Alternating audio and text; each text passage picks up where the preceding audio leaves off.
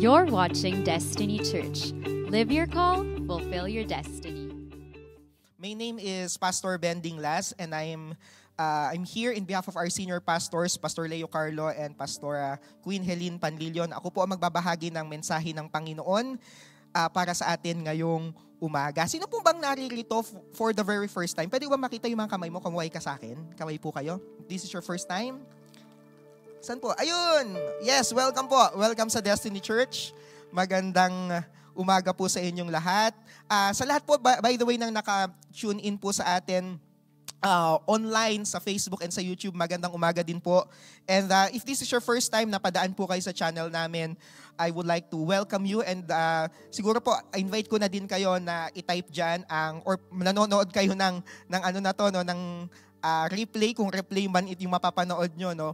I-type nyo po yung word na FIRST, yung word na first, so that we can welcome you and we can engage you as well. No? Gusto po namin kayong bigyan ng proper welcome and acknowledgement as well. Sa lahat po ng mga naririto for the very first time, mamaya po invite namin kayo sa Welcome Center at meron kaming small token mamaya po at the end of the service.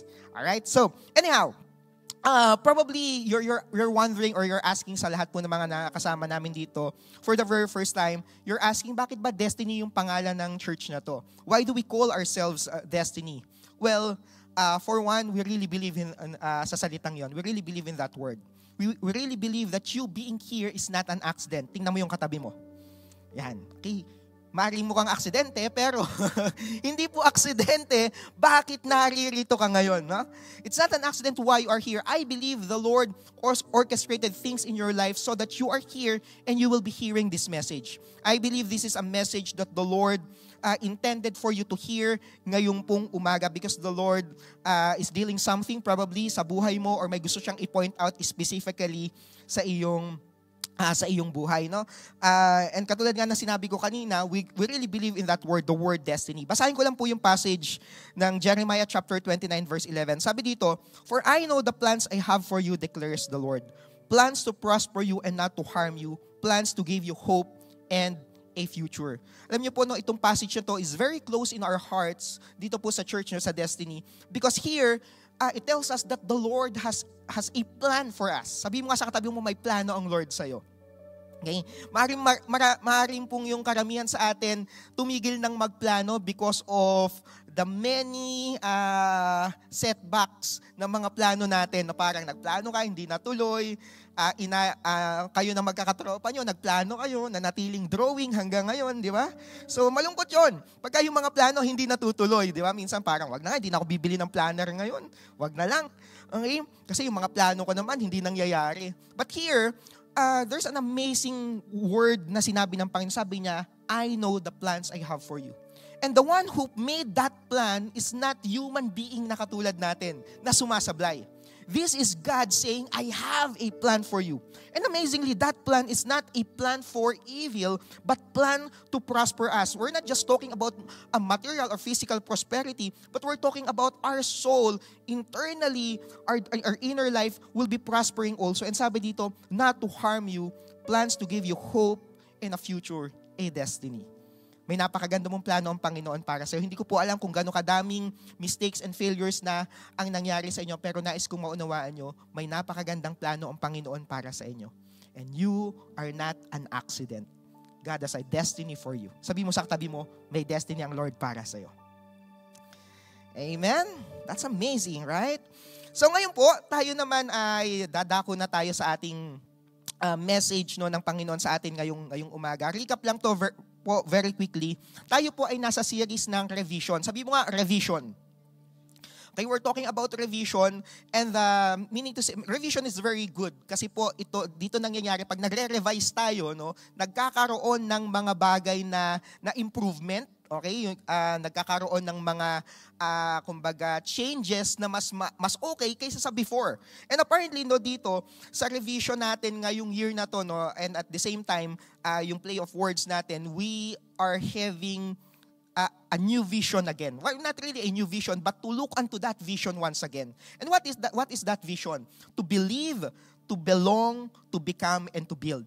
So ngayon po, ang ginawa ng senior pastor natin, si Pastor Carlo, 3 weeks ago, he started talking about one by one itong apat na bagay na to. Sabihin mo nga, believe, belong, become, build. So ito po yung proseso na dadaanan ng bawat isa sa atin. Sabihin nyo nga ulit, believe, belong, become, build.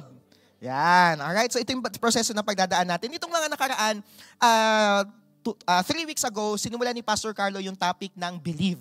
Alright? Pinag-usapan natin yung importance nito, yung power nito, at yung significance ng believing sa buhay natin. Last week, nag-share ng morning service, if you remember it, si Pastora April Jade Bonoan Onlos. Ayan, if you remember her, siya po ay SOD. Kumbaga, kasama, student of destiny siya nung nagsimula 2002. Batchmate kami. Batch O2 po kami. So sabi nga nung isang kasama natin doon sa production, parang 1-year-old pa lang ako nung time na yun ah. So anyhow, magkakasama po kami noon, and then ang shinare niya po is yung nag-start siya ng belong. Alright? Sabi niyo nga belong. Okay, yung belonging na topic natin. Alam niyo po no, when you talk about believing, automatic po magugulat ka, nakaakibat doon yung belonging. Sabihin mo nga, believe, and then belong. Yes, we will be talking about belonging. So ngayong araw na to po, bibigyan ko ng part 2 yung message na shinare niya last week. Is that an amen? Okay lang po ba yun? Okay. And the topic that I would like to share with you is the topic belonging. Whom you belong determines your identity. Yan. Okay, sabi mo nga, whom you belong to determines your identity. Kung sino daw po ang nagmamay-ari sa iyo, it has a direct relationship sa iyong pagkatao at sa iyong identity. Tingnan mo yung katabi mo. Yang nilalang na yan. Ayan, tingnan mo siya. Huwag mo nang hingahan, pero tingnan mo lang. That person, okay, kung sino siya ngayon, okay, has a direct relationship kung papaano niya nakikita sino ang nagmamay-ari sa kanya. And we will be talking about more of those ngayong umaga. Are you excited for the message of the Lord this morning? Amen, amen. Right, sige po, tayo manalangin. Imbitahan pa natin ang presensya ng Panginoon sa ating kalagayan. Let's pray. Father, right now, we welcome more of your presence in our midst. Welcome your move. Mangusap ka po sa bawat isa sa amin. And we are praying, Lord God, that the message, that the seed of your word, Lord God, will be planted in our hearts, Lord God. That the roots, Lord God, will take deep into our hearts, Lord God. And we declare, Lord God, that this will grow, Lord God, and it will produce a fruit, Lord God, in our lives, Lord God. Fruit that will remain. Fruit that will cause us to be more and more like you, Jesus. Panginoon, dalangin po namin na mangusap ka and you minister, Lord God, to your people ngayong umaga. In Jesus' name we pray. Come on, let's say amen to that. Amen. All right. So, katulad ng binanggit ko kanina, whom you belong to determines your identity.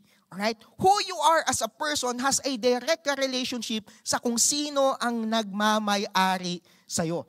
Alright? So first, siguro sa topic na to, we will be talking about 3 facets ng topic na to. Una, understanding our identity. Pag-usapan natin ng identity natin, saan ba talaga tayo nagsimula? No? Alam niyo po, man's original design, we are made in the image of God. Okay? Tingnan mo yung katabi mo. Yan. Sabi mo sa tayo mo, you are made in the image of God. Okay? You are made in God's image. We are made in God's image. And I would like to read in Genesis chapter 1, verse 27, sabi ng NIV, dito po nagsimula ang kwento ng tao at ito po ang original na design kung sino tayo at kung sino ka bilang isang nilalang. No? I would like to read from NIV. Sabi dito, so God created mankind in His own image. In the image of God, He created them. Male and female, He created them. So dito po makikita natin, sa passage na to, in the very beginning, sabi ng Panginoon, I created you in my image and likeness. Okay, you are like me. Your identity is just like me. Okay, ganun daw po ang pagkakalikha ng Panginoon sa atin, no? And sabi sa Genesis, jump ako ng konti, no? Genesis chapter 1, verse 31. Verse 31 po tayo, jump tayo ng few verses. Sabi dito, and God saw all that He had made, and it was very good. Sabi mo sa katabi mo, very good. Okay, and God saw all that He had made, including yung katabi mo. Okay, including you. You are made wonderfully. Sabi dito, it was very good. And there was evening, and there was a morning, the sixth day. So ito yung story ng creation, paano nilikha ang tao. And here, makikita natin that God created us in His own image and likeness, and it is very good. Maganda daw po ang pagkakalikha. That's why sa puso pala ng tao, that's why makikita mo, every one of us, we are aiming somehow to reach and to go back once again to that image. Very good. Makikita, magugulat ka. Kung bakit ka nagpapakulay ng buhok. You want to be very good. Yan. Bakit ka nagpapagupit? You want to be very good. Yan. Bakit ka bumibili ng maaayos na damit? You want to be very good. Gusto mo ang itsura, ang tingin ng mga tao sa'yo, ang image mo is just like God. Very good. Kaya pala, magugulat ka, madaming mga tao sa social media, pansin niyo, wala pong nagpo-post ng pangit patungkol sa kanila. Laging very good. Laging ang ganda. Kasi magugulat ka, grabe, buti pa yung mga batchmates ko, parang wala silang problema. Kasi gusto lang nila i-project yon. Very good. Kasi kung naman malulungkot ka, malidepress ka, ako kawawa, ganito lang ako. Yung mga batchmates ko mukhang saya-saya nila, lahat sila nakangiti. Siyempre, wala magpo-post ng very bad. They want to post very good. Why? Because we would like to project and somehow, sa maliit and on our own futile way, we would like to somehow feel and have that perspective na, very good din ako. I want people to see me as like that. Very good. Bakit? Nakaukit po sa puso ng bawat isa sa atin. That identity. You are made in the image and likeness of God. You are very good. Yung pala ang original design ko. Pastor, ba't ako ganito ngayon? Ay, magandang tanong. Bakit po mukhang hindi ako very good ngayon? Pag tinignan ko yung sarili ko, kahit na anong pinta ko sa kulay na yan, sa kilay na yan, talaga hindi pumantay-pantay. Bakit po, Pastor, ganon? Kahit na anong gupit ang gawin ko, kahit na anong spray ang gawin ko sa buhok ko, parang hindi po dumadami. Pastor, bakit ganon? Kala ko ba very good? Well, tingnan natin ano naging kwento ng tao, no?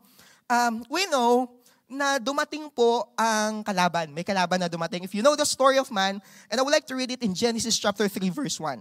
Okay, jump ulit tayo ng konti, several passages, no? Genesis pa rin po, and I'm reading from ESV. Sabi dito, now the serpent was more crafty than any other beast of the field, right? That the Lord God has made. And he said to the woman, did God actually say, you shall not eat of any tree in the garden? Yan. So alam niyo yung kwento, dumating yung ahas. At sabi ng ahas sa babae,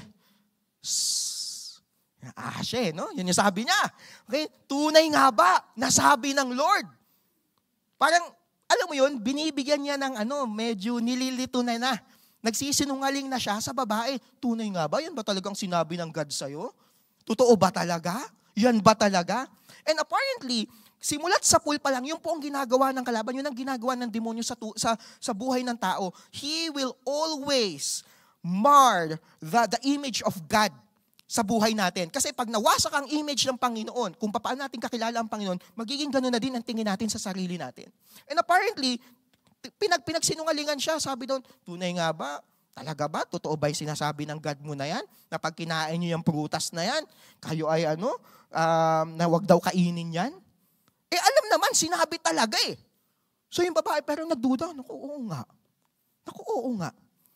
And apparently, hanggang ngayon, ang kalaban, you will notice this, the enemy will always try to destroy the image of the Lord in you.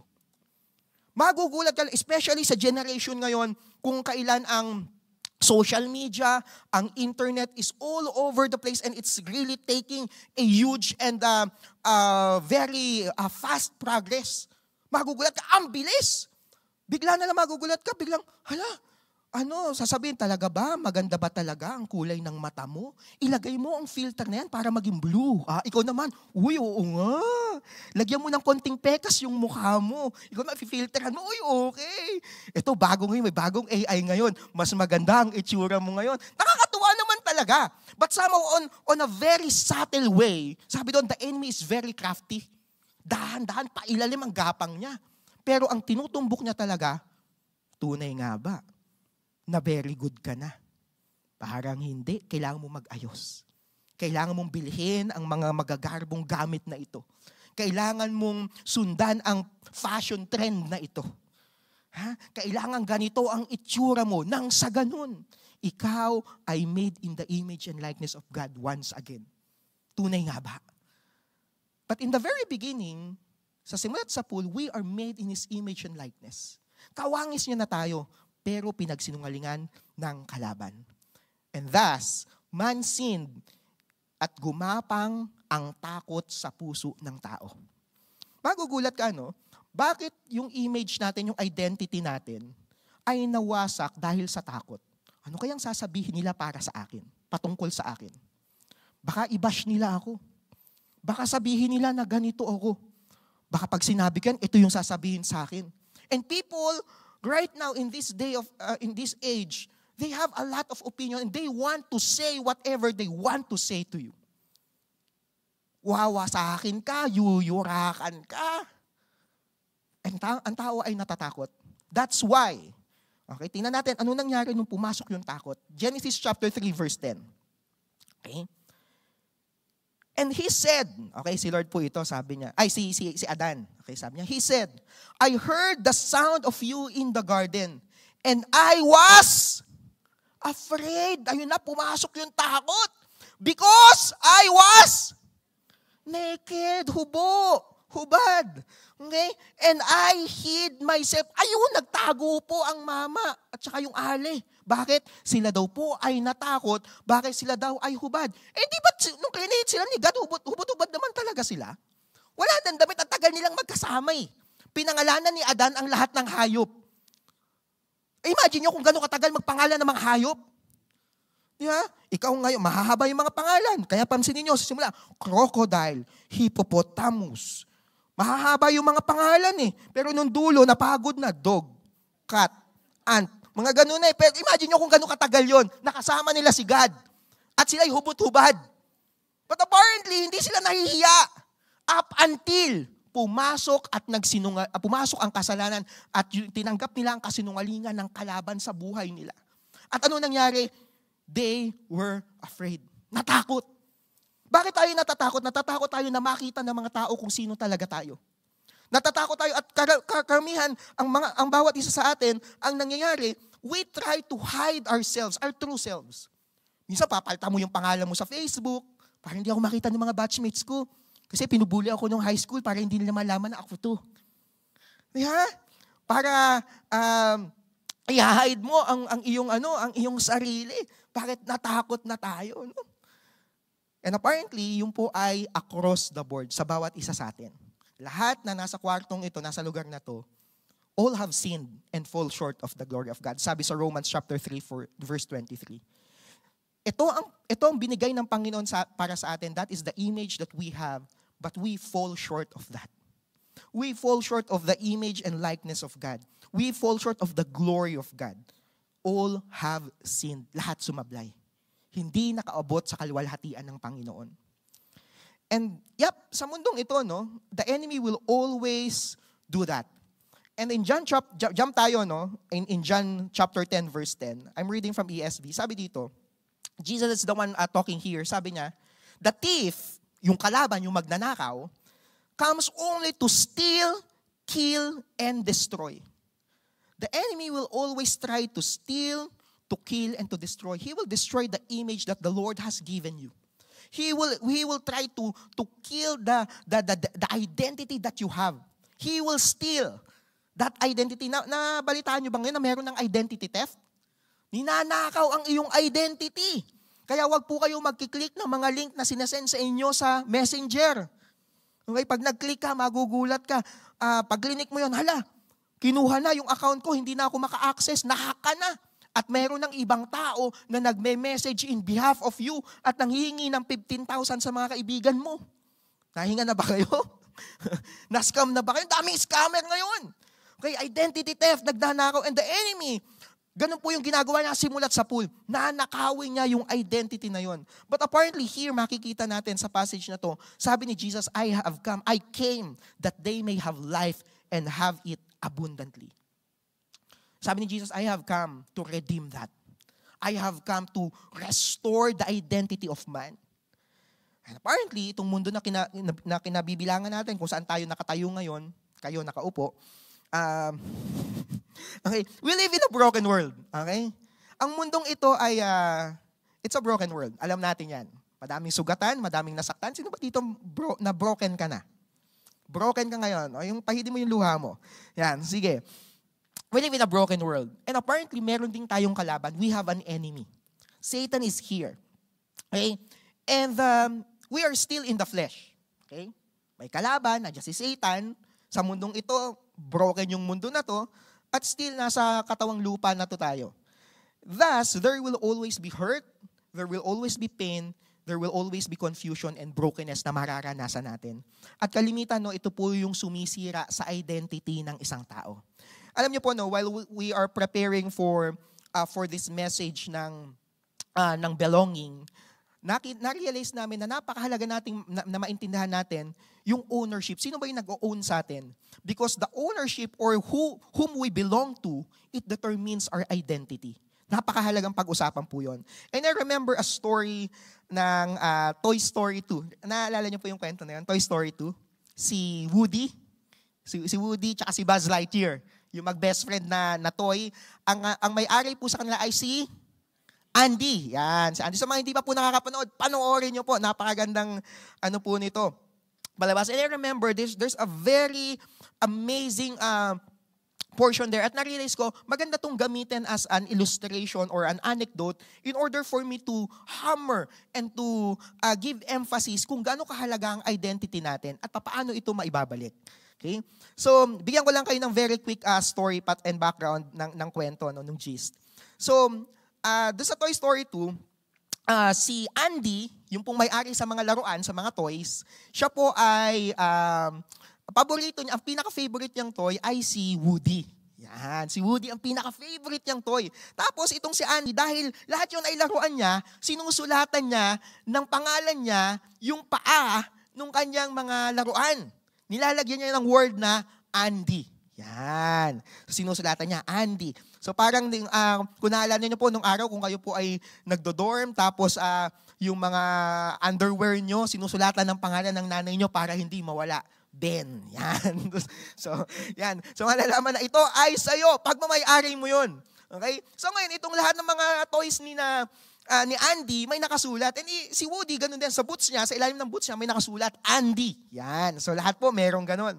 So ngayon, ang nangyari, nung araw na yon, nung nag-start yung kwento na yon, si Andy ay papunta sa isang cowboy camp. Okay, so paborito niya yung cowboy, kaya si Woody, favorite toy niya kasi siya gusto niya cowboy yung kanyang play pretend niya. So ngayon, bago sila umalis, naglalaro pa si Andy, nilalaro niya si Woody, nilalaro niya si Buzz. Tapos habang naglalaro siya, nahila niya yung kamay ni right arm ni Woody. Tapos paghila, napunit. Nagkaroon ng sugat, nagkaroon ng punit yung braso ni Woody. So ngayon, dapat isasama niya at dadalhin sa camp. Ang problema, may sugat, may punit. Sabi niya, baka matuluyang mapunit. Hindi niya ngayon isinama si Woody at iniwan si Woody doon sa ibabaw ng kanilang cabinet.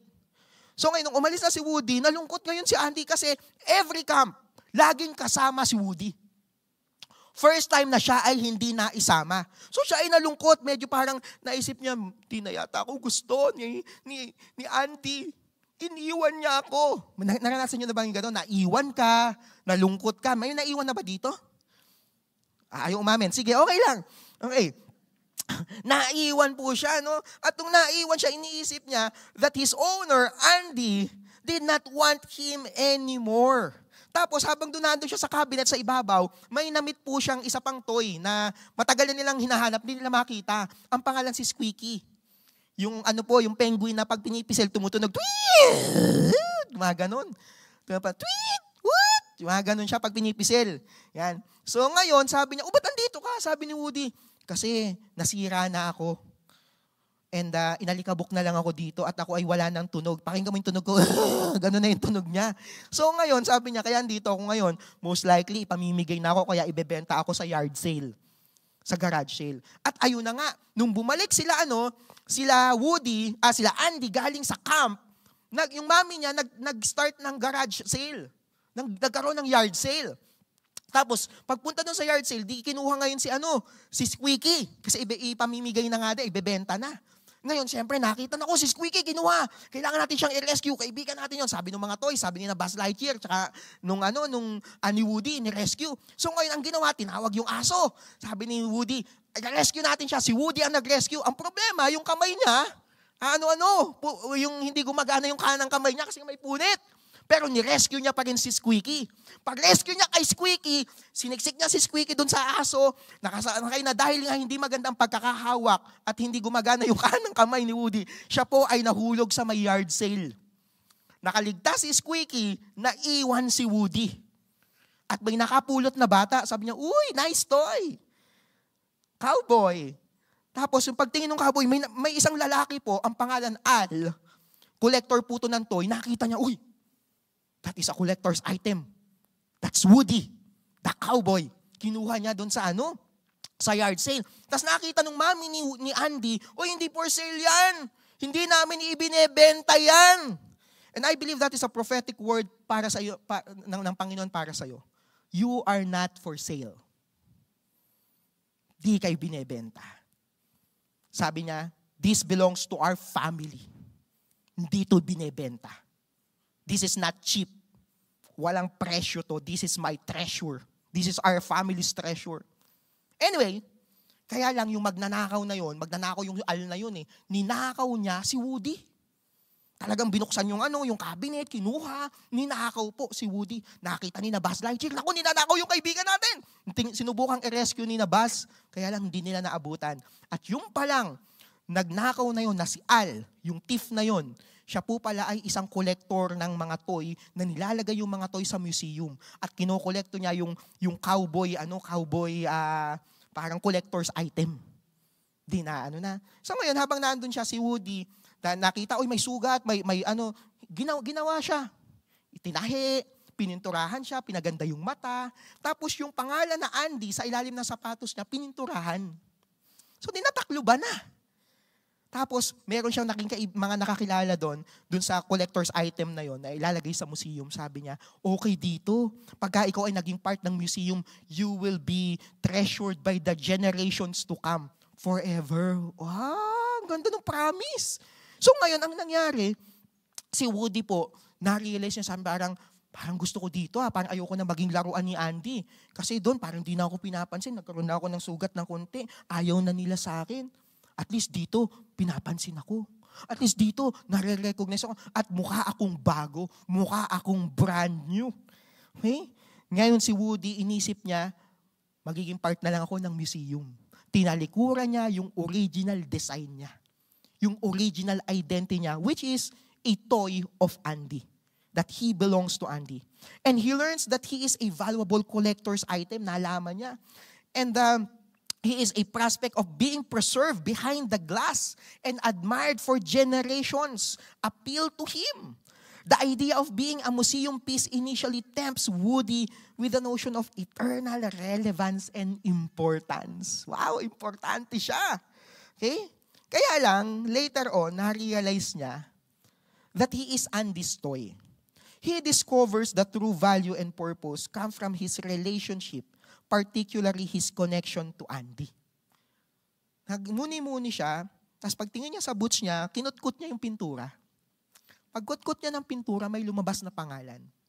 Kahit na pala natabunan ng pintura, ang original name ng owner ni Woody, he still belongs to Andy. Andy's name was on it. And this moment serves as a powerful reminder para kay Woody na ang identity niya at ang purpose niya ay deeply rooted sa connection niya kay Andy, his owner. Indeed, he belongs to Andy. And he knew who he belonged to. His real identity was restored, and he began to live out and fulfill his destiny. Woody belongs to Andy. Gandang kwento, no? So, ganun po natapos yung kwento na yon, no? Na-realize niya that I belong to my owner. Alam niyo po sa mundong ito, madaming magpipintura ng pangalan ng Panginoon na all over sa katawan mo at sa buhay mo. This world, the hurts of this world, the confusion of this world will tell you, you don't belong to God. You belong to this influencer. So ngayon, yun na yung pina-follow mo, I belong to this influencer. Kaya ikaw ang itsura mo, ganun, ang pananilita mo, ganun na din. Siyempre, ang isopagus ko, mga ganun ka na magsalita. Parang kasi gusto mo, ganun ka na, akala mo yun na identity mo, ginaya mo na. Diba? Ginagaya mo na, parang ikaw talagang focus lang sa goal, ganun ka lang lagi, ganun. Naging ganun na yung identity mo because of the so many things na nakikita natin sa mundong ito. At napinturahan ka na. How many of us are nasaktan?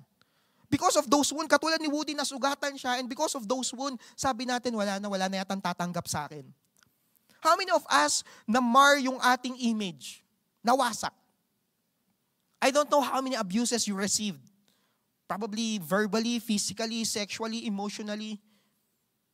How many pain, how many wounds ang meron sa puso natin? At kalimitan, itong mga sugat na to, itong sasabihin natin, wala na, ganito na lang yata tayo, hindi ako katanggap-tanggap, walang may gugusto sa akin. And we are living our lives, we are having that identity na ganito na lang talaga ako. Ito na, buhay ko. And right now, I would like you to understand, even though ang gawin ng mundo na to, takpan ka, baguhin ka, magugulat ka pag kinutkot mo yung pintura na yon. You belong to Him. You are made in His image and likeness. Are we there? Amen. Amen. Palapakan natin ng Lord. Now, jump ako sa second point ko. John chapter 1 verse 12. Sabi ng ESV. But to all who did receive Him, who believed in His name, He gave the right to become children of God. Ito na ngayon. Itong mundo na to, tayo po, all have sinned and fall short of the glory of God. Sumablay tayong lahat. Nawasak ang identity natin. But here, we have, when Jesus came and He died on the cross, His blood was spilled. Nawasak ang image ng ating Panginoon. Namatay siya, inilibing siya. But on the third day, He rose from the dead. Somehow, nagkaroon tayo ng pwede pang makabalik. Pwede pang ma-redeem tayo. And sabi dito, sa 1 John, to all who did receive Him, lahat daw nang tumanggap sa Panginoon.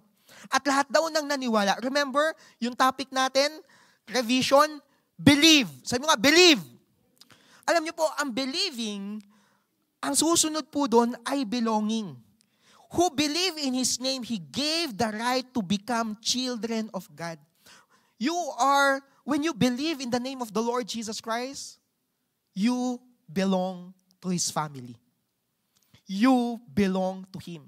Kahit na pag-aari ka ng mundo na to, kahit na isinurrender mo ang buhay mo sa mundong ito at sa kalaban, you belong to the Lord when you believe in Him. Psalm 100 verse 3, sabi ng ERV, know that the Lord is God. He made us.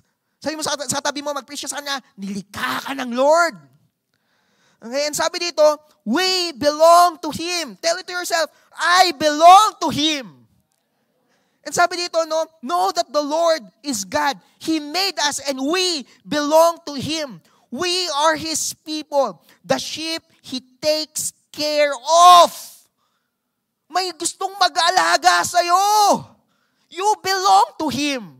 Okay, basahin ko sa New King James Translation, sabi dito, know that the Lord, He is God.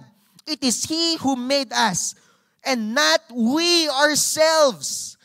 Sa mundo pong ito, meron pong tinatawag na self-made man. Okay, ginalingan mo, hinusayan mo, and somehow, yun ang image mo. Ang galing, ang husay niyan, sipag niyan.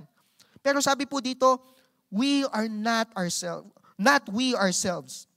Okay? We are His people, the sheep of His pasture. We belong to God. First, as we understand our identity, Lord, eto po ako. But there is the reality there, the truth there, that if we believe in Him, we belong to Him. Okay? Now, the question is, what do I do from there? What is it for me? Okay? Pangatlong point. And this, mag-e-end po ako dito. Okay, pwede ko pong tawagin siguro yung worship team. Sabi dito, living for the Lord. Ito yung pangatlong point natin. Number 1, understanding our identity. Na pinag-usapan natin, naunawaan natin. But there's another facet that we looked at, belonging to God. He made us, we belong to Him. Okay? And now, because we belong to the Lord, anong gagawin natin? Romans chapter 14 verse 7 to 8 NIV, sabi po dito, for none of us lives for ourselves alone. Sabi mo sa tabi mo, walang nabubuhay para sa sarili lamang. Okay? Tapos sabi sa sumunod na passage, sabi dito, and none of us dies for ourselves alone. Sabi mo sa tabi sa kabila, at walang namamatay para sa sarili lamang. Okay? Verse 8, if we live for the Lord. And if we die for the Lord. So whether we live or die, we belong to the Lord. And everything that is in between the live and die. Whatever we do, we belong to the Lord. We live for the Lord, we die for the Lord. And we belong to Him. And tayo po, moving forward, sige Lord, ito po ako, ito yung nangyari sa akin, ito yung identity ko. But you said in your word that when I believe in you, I belong to you. And if I belong to you, whether I live or I die, and everything in between, I will be living for you. I belong to you. The question is, anong ginagawa natin for that? How are we living our lives for that? Matthew chapter 10 verse 32, sabi ng ERV, if you stand before others and are willing to say, you believe in me, then I will tell my Father in heaven that you belong to me. Alam niyo po, it's hard to stand for something if you don't believe on that something. Tama? Pero pag naniwala ka, you stand for that. And the Lord here is saying, if you stand before others, that you believe in me, I will tell my Father in heaven that that person belongs to me. That's mine. That person is mine. 2 Corinthians chapter 6 verse 19 to 20, sabi ng NLT, don't you realize that your body is the temple of the Holy Spirit who lives in you and was given to you by God? You do not belong to yourself. Sabi mo sa katabi mo, you do not belong to yourself. Okay? Hindi na natin pag-aari yung sarili natin. Why? For God bought you with a high price. Binili na tayo ng Panginoon. So you must honor God with your body. Tayo po ay nasangla sa kalaban because of sin. Ang kabayaran ng kasalanan ay kamatayan. At yun po ang kapangyarihan ng enemy. Yun ang kapangyarihan ng kalaban. And here, that's why, kaya pala tayo yung identity natin, yung pagkatao natin, tayo ay sunod-sunuran sa kalaban. Sabi ng kalaban, magmura ka. PI. Manood ka ng porn. Porn. Walang hiya mo asawa mo. Walang hiya. Ay, pangit. Parang hindi maganda yun. So, naintindihan nyo na ibig ko sabihin, di ba? So, parang ganun. Kung ano sabihin ng kalaban, sunod-sunudan lang tayo. Magsungit ka. Ganun, di ba? Ganun ba kayo magsungit? Parang leon, eh, no? And gaging ganun yung buhay natin. Kung ano sabihin ng kalaban, kasi pag may-ari niya tayo, the one who owns us is the enemy. And apparently, pag tinignan natin yung buhay natin, oo nga, no, Pastor Ben, parang ganun nga yung buhay ko. Parang, ang sinusunod ko lang, either yung sarili ko o yung kalaban. Parang I don't have anyone above me that I will follow and obey, that I will be doing good things. Kasi ito na yung nag-o-own sa akin at ito na yung identity ko. Pastor Ben, mukhang nabubuhay na yata talaga ako ng ganito. Sabi doon, walang nabubuhay para sa sarili lamang. Pero ako, Pastor, parang nabubuhay ako para sa sarili ko lang eh. Gusto ko lang kung anong sasabihin ng mga taong magaganda patungkol sa akin. Wala akong pakialam kung anong sasabihin ng iba na pangit. Gusto ko yung magaganda. Gusto ko ba, pastor, ganun ang tingin sa akin ng mga tao? Kaya tayo nagpapanggap? Kaya tayo nagsusuot ng maskara? Kaya natin tinitingnan na, hindi, ganito na lang talaga ako. And here, there's a portion sinabi doon, you do not belong to yourself, for God bought you with a high price. Anong presyo? His blood, His life. Jesus died for you. You belong to Him. We belong to Him. Sabi sa Amplified Translation, sabi dito, do you not know that your body is the temple of the Holy Spirit who is within you, whom you received as a gift from God? That you are not your own property. You were bought with a price. You were actually purchased with the precious blood of Jesus and made His own. Wow! So then, honor and glorify God with your body. And to end, basahin ko to. John chapter 15, verse 19. If you belong to the world, and the world would love you as it loves its own people, but I have chosen you to be different from those in the world. So you don't belong to the world. Nais ko pong maunawaan nyo, because Jesus purchased you with His blood, you don't belong to this world anymore. And this is amazing promises, amazing word. The question is, Pastor, parang hirap lunukin kasi po, dami nang nangyari sa akin, parang ang dami na nag-own sa akin. Parang pagmamayari na talaga ako ng mundo na to. Parang, Lord, yung bang promise na yan, magkakatotoo ba? That I belong to you? Na meron pang tatanggap sa kabila ng lahat ng punit na meron ako? Lahat ng pinturang ipinahid ng mundo sa akin? Well, 2 Corinthians chapter 1 verse 20, sabi dito, for no matter how many promise God has made, they are yes in Christ. And so through Him, the Amen is spoken by us to the glory of God. Now, it is God who makes both us and you stand firm in Christ. He anointed us. Verse 22, amazing. Sabi dito, set His seal of ownership on us and put His Spirit in our hearts as a deposit, guaranteeing what is to come.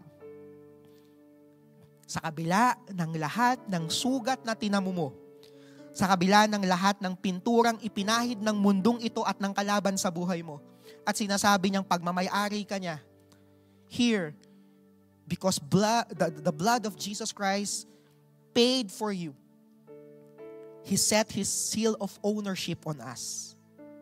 Thus, 1 Peter chapter 2 verse 9, sabi ng easy to read translation, sabi ito, but you are His chosen people. Sabi mo sa tabi mo, you're chosen. Kaya sabi ito, the king's priest, you are a holy nation, people who belong to God. He chose you to tell about the wonderful things He has done. He brought you out of darkness of sin into His wonderful light. Binili tayo at inilipat tayo mula dun sa kingdom ng kalaban, the kingdom of darkness, into His wonderful light. Kung dati nakakulong ka, hindi mo alam kung saan ka pupunta, anong direksyon ang tutunguhin mo. Because this world owns you and this world will tell you, itong direction na to, i-follow mo to, sundan mo to. And you don't know anong susundin talaga. But here, sabi dito, He brought you out of darkness of sin into His wonderful light. Basahin ko sa New Living Translation, sabi dito, but you are not like that. For you are a chosen people. You are royal priest, a holy nation, God's very own possession. Sabi mo sa tabi mo, you are God's very own possession. As a result, you can show others the goodness of God, for He called you out of darkness into His wonderful light. Verse 10, once you had no identity as a people, now you are God's people. Once you receive no mercy, now you have received God's mercy. Dati, kung sino-sino ang nagmamay-ari sa atin. But now, you are God's people. Before, you don't have an identity. But now, the Lord owns you. And I would like to end with this anecdote.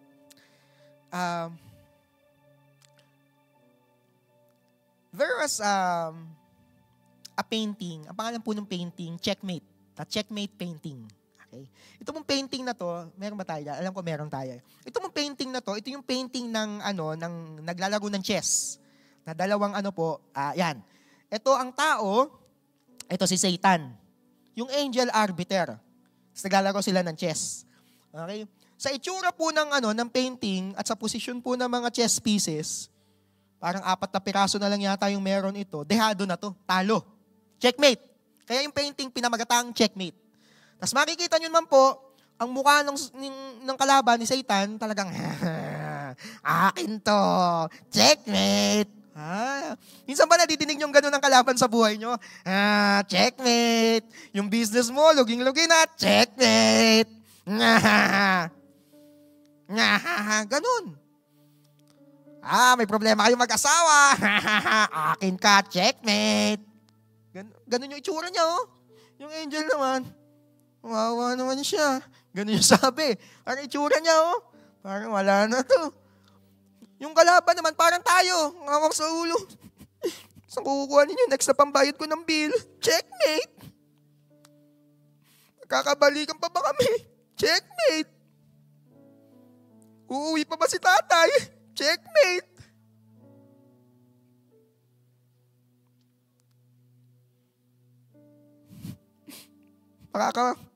Makakatrace pa ba ako? Kailangan ko mag-removals. Checkmate. Kailangan ko ng 96% sa finals para maka-4. Checkmate. Awak sa ulo eh. Masisisante na ako, malulugi yung kumpanya namin, maliliop kami lahat. Checkmate. Ganun, no? Wawa siya eh. So ito po ay painting, sikat po na painting yan. Yan. So ngayon po, there's a story na nagsabi po na meron daw chess master na nakita po, na inimbitahan daw siya sa isang kainan, sa isang, may nag-host. Ang pangalan ng nag-host, si Reverend Harrison. So itong si Reverend Harrison, in-invite niya yung mga dignitaries dun sa lugar nila at included po, nasa na-invite ay yung chess grandmaster. So, ang pangalan ng chess grandmaster ay si Paul Morphy. Yan, chess master po siya. So, nagkainan sila. After po ng dinner, basahin ko yung note dito. Sabi diyan, with the close of supper, nagkain na after po ng dinner, deeply interested, si Paul Morphy, approached the picture and studied it a while intently. So, yung chess master, tinignan niya yung painting. Sabi niya. Tinignan niya siguro, naging interested siya sa chess pieces. Diba, kita nyo, kawawa na yung puro puti na yun nandun sa kalaban eh. Ito parang 4, 1, 2, 3, medyo malabo, pero parang 4, 5 na lang yatang piraso meron siya. Ganun, tas puro pawn na lang yata. Diba, tas ngayon, sabi dito, studied it a while intently. Then, turning to his host, he said modestly, ito yung sabi ni Paul Morphy, I think that I can take the young man's game and win. Sabi niya, host, sa tingin ko, kaya kong ipanalo yung laban nung lalaki. Morphy was challenged as follows. Sabi naman ni Reverend Harrison, sabi niya, not even you, Mr. Morphy, can retrieve that game. Kahit na chess master ka, Mr. Morphy, kahit anong husay mo, mahirap ipanalo yung laban na yan. Parang buhay natin, pag tinignan mo, pangiti-ngiti ka lang pero hindi mo alam kung saan kukunin yung pangsaing na susunod. Pangiti-ngiti ka lang pero hindi mo alam kung saan kukuhanin yung pambayad sa renta, pambayad sa mga bill. Takot na takot kay Judith. Sa due date, si Judith, nakakatakot yun, di ba? Judith na, babayaran ko na tong Judith na to. Hindi sila natatawa. Okay, sige. Yung due date na, babayaran, kuryente, tubig, mga bill ng phone, etc. And you're thinking, paano to? Sabi doon, not even you, Mr. Murphy, kahit ang husay mo, mahirap na ipanalo yan, laban na yan. Okay? And Murphy replied, suppose we place the men and try. Sayang, subukan natin, lagyan natin yung mga pyesa. Subukan natin. So ngayon, nagtipon-tipon yung lahat ng dignitaries doon, mayroon silang chessboard doon, inilagay po nila doon. Naglagay po ng mga pyesa. Okay, tapos, nagsimula sila. A board was arranged and the rest of the company gathered around it, deeply interested in the result. Okay? Ngayon, alam niyo kung ano nangyari? Okay? Nanalo po si Murphy. Nabaligtad niya yung laban na ipanalo niya to. Ngayon, nagulat na lahat. Ang daming eyewitnesses. Parang ang galing, nanalo ah. Ngayon, may nagtanong sa kanya. Tinanong siya nung host, nilapitan siya pagkatapos. Sabi niya, paano mo nalaman nung tinitingnan mo yung picture na pwede pang ipanalo yun? Alam niyo ano sagot ni Murphy? Because the king has one more move. The king has one more move. Hindi ko po alam anong pinagdadaanan mo sa buhay mo. But the king has one more move. And 2,000 years ago, he did his one more move.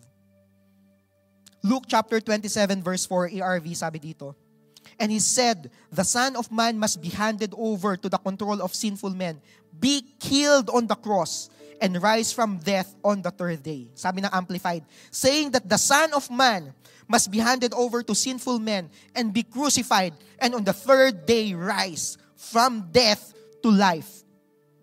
Indeed, the King has one more move. Magulo buhay mo? Parang wala nang mangyayari? The King has one more move. Sabi mo sa katabi mo, the King has one more move. Romans chapter 6, sabi po dito, we are sure of this because Christ was raised from the dead, and He will never die again. Death no longer has any power over Him. For the wages of sin is death, but the free gift of God is eternal life through Christ Jesus our Lord. Romans chapter 3 verse 23 to 26 sabi dito, for everyone has sinned and fall short of the glory of God, the glorious standard of God.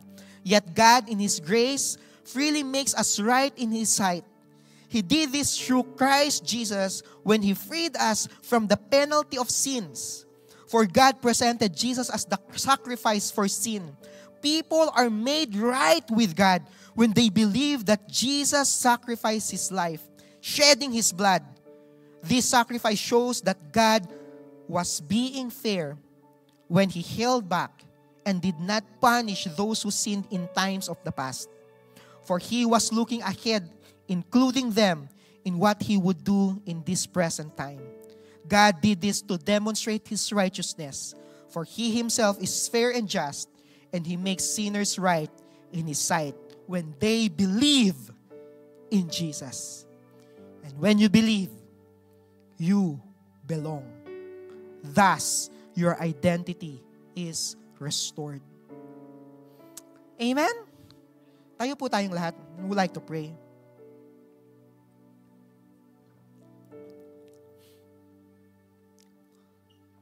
Probably your story is like Woody na may wound, parang walang tumatanggap sa kanya, parang iniisip niya wala nang may gusto sa kanya. Walang mag-a-accept sa kanya. And he's thinking na, okay, hayaan ko na lang pinturahan ako ng mundo na to. I don't know kung paano ka pininturahan ng mundong ito. I don't know paano ka niyurakan yung pagkatao mo at yung identity mo. I don't know how many pain, sorrow, suffering that you had in this world. But one thing is for sure, the King has one more move. And probably like the story of the young man in the checkmate painting. Tingin mo sa buhay mo, checkmate na. Pastor, pinilit ko lang talagang mag-church ngayon eh. Sinubukan ko lang. Well, good news. The King has one more move. And I believe the Lord would like to tell that to you. That your King did His one more move 2,000 years ago. He died on the cross so that your identity can be restored. Those who believe in Him became children of God. You belong to Him. Because the King has one more move. Close your eyes. I would like to pray for you. Father, right now, you know these people. You know the challenges that they have. You know the pain that they're going through. May it be, Lord God, sa kanilang pag-aaral, sa kanilang pamilya, sa kanilang mga kaperahan, sa kanilang finances, sa mga may business, sa may mga trabaho na challenge sila ngayon, sa mga relationships na inaakala namin na maayos pa ba. But right now, we remember that you are the God who died on the cross 2,000 years ago. You defeated death. And we remember that you did your one more move. You have your one more move. The King has one more move. And Father, right now, sa araw na ito po, Panginoon, as you mentioned in your word, those who receive you and believe in you, we belong to you. We became children of God. And Father, right now, we decide, Lord God, to believe. We decide, Lord God, to say and to declare that we belong to you. We are yours. In Jesus' name. In Jesus' name. Father, right now, just speak unto your people, Lord God. Speak unto your people. We belong to you. In Jesus' name. In Jesus' name. Lord, we belong to you alone. Come on, just declare it. We bow before no other's throne, for you have redeemed us with your sacrifice. Our lives are not our own. Lord, we belong to you alone. So come dwell in us, make your glory known. Our greatest joy is found in knowing you, belonging to you alone. Lord, we belong to you alone, and we bow before no other throne, for you have redeemed us with your sacrifice. Our lives are not our own. Lord, we belong to you alone. So come dwell in us, make your glory known. Our greatest joy is found in knowing you, belonging to you alone. Right now, if you're that person, you're saying, Pastor Ben, I would like to believe in Him. Right now, if you're that person, right now, I would like you to raise your hand to Him. Raise your hand to God and say, God, yes, I would like to believe in you. And I declare, Lord God, that I want to belong in your family. I want to belong to you. Right now, just raise your hand and tell it to the Lord. Father, right now, sa lahat po ng nakataas na kamay, I pray, Lord God, that you show yourself strong, Lord God. Ipakita mo ang kapangyarihan mo, Lord God. In Jesus' name, Lord God. In Jesus' name. In Jesus' name. Throughout the week, Lord God, mangusap ka po sa kanila. And indeed, ipakita mo that your promises are faithful and true, Lord God. In Jesus' name. In Jesus' name. In Jesus' name. In Jesus' name. In Jesus' name. In Jesus' name. In Jesus' name. In Jesus' name. Father, we thank you, Lord God, for this time. You're an amazing God. You're an amazing God. Right now, for that person, probably matagal ka na namin nakakasama, but or first time nyo po ngayon na naka-join, but you haven't surrendered your life to Jesus. You haven't really decided and said, Lord, I want to receive you and I believe in you as my Lord, as my Savior. And even po sa mga kasama namin po sa online.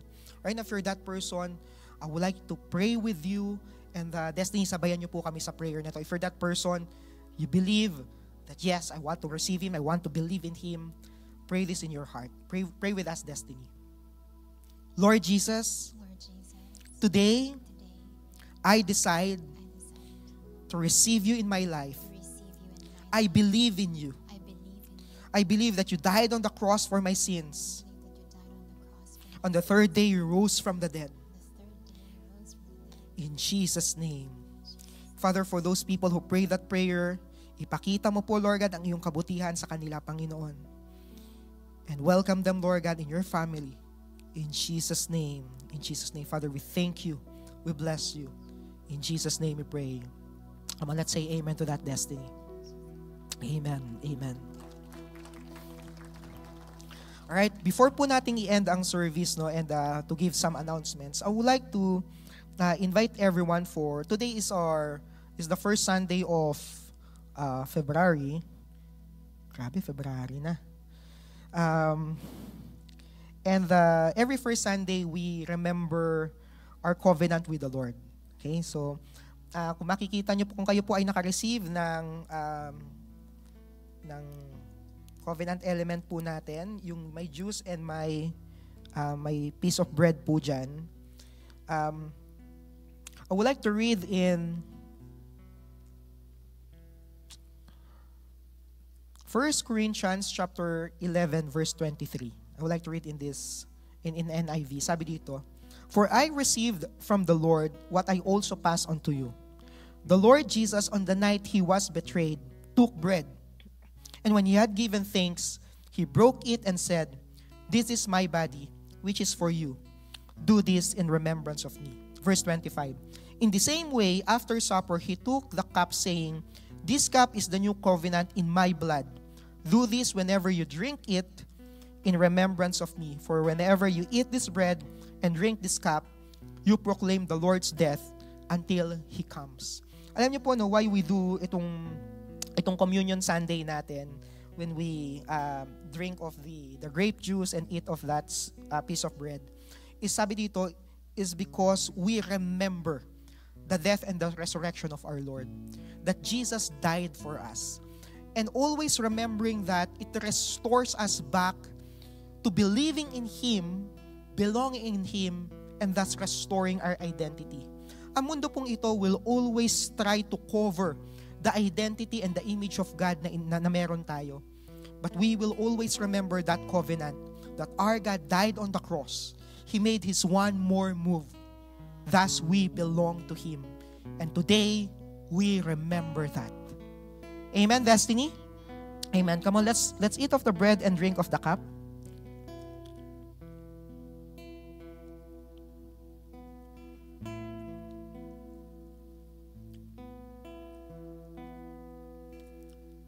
And let's pray.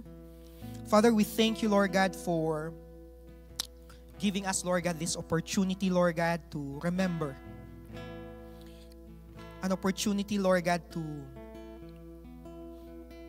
once again look back and saw you made your move at the cross, Lord God, when you rescued us, when you purchased us from the enemy.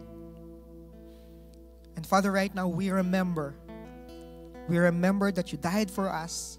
We remember that on the third day you rose from the dead. We remember that you are victorious. We remember that we belong to you. That the seal of ownership, that you have the seal of ownership, Lord God. In Jesus' name, in Jesus' name. Father, we thank you and we bless you. In Jesus' name we pray. Come on, Leslie, let's say amen to that. You're watching Destiny Church. If you would like to check more resources or donate to this ministry, you can download the Destiny Church PH official app or log on to www.destinychurch.org.ph/give.